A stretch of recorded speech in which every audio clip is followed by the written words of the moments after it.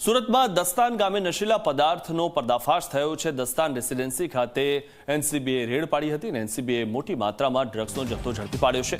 શંકાસ્પદ ડ્રગ્સના જથ્થા સાથે 3 શખ્સો ઝડપાયા છે। આરોપીઓ બેંગ્લોરથી ડ્રગ્સ લઈને આવતા હતા। એનસીબીએ કાર સહિતનો મુદ્દામાલ કબજે કર્યો છે। ફરી એકવાર નશાનો કારોબાર ઝડપાયો છે। સુરત જિલ્લામાં એનસીબી દ્વારા મોટી કાર્યવાહી હાથ ધરવામાં આવી છે। હું આપને જે દ્રશ્યો બતાવી રહ્યો છું એ સુરત જિલ્લાના દસ્તાન વિસ્તારમાં આવેલી દસ્તાન રેસિડેન્સીના છે, જ્યાં એનસીબીએ રેડ કરી હતી અને મોટા માત્રામાં જે ડ્રગ્સ જેવો જથ્થો હોય તે ઝડપી પાડ્યોની હાલ માહિતી મળી છે। મહત્વનું છે કે બેંગ્લોરથી જે શંકાસ્પદ ઈસમો આવ્યા હતા તેઓએ જ 3 જેટલા ઈસમોએ ડ્રગ્સ લાવ્યા હોવાની માહિતી મળી હતી અને તેને જ આધારે એનસીબી દ્વારા રેડ કરવામાં આવી હતી।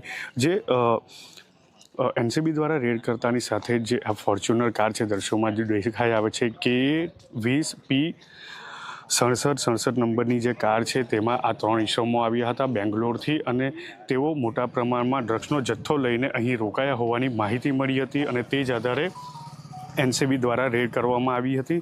હાલ એનસીબી દ્વારા 3 જે આરોપી છે તેમની ધરપકડ કરી લેવામાં આવી છે અને જે શંકાસ્પદ જે ડ્રગ્સનો જથ્થો છે તે પણ જપ્ત કર્યો છે।